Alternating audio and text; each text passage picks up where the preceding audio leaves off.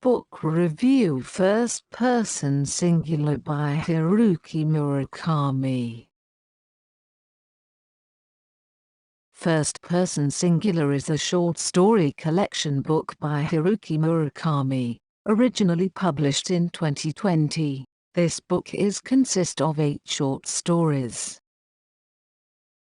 Descriptions of each of the stories are wrote by simple first-person singular noun and its view, so the stories appears to be made by real personal experiences, and their mysterious occurrences and unexpected plots have certain realities and worths. I think readers should read these stories are Murakami's real experiences. And I felt the purity of Murakami by the voice or connotation of boku, the Japanese first-person singular noun of which boys and men use and speak.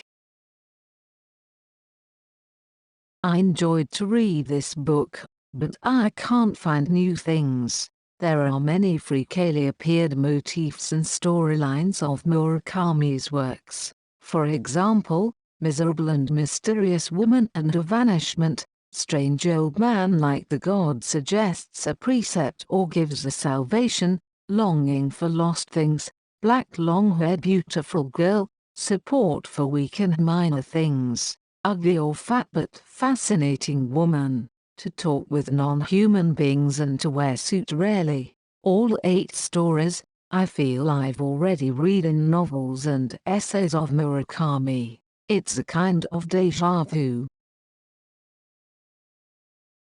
Yet, this book is fine and interesting, and some descriptions are beautiful or wonderful. I think the stories are one of variations of Murakami works, but they are splendid variations, and excellent and skillful short stories written by the veteran writer. So I recommend this book for lovers of Murakami's books. Also, first-time readers will enter the world of Haruki Murakami.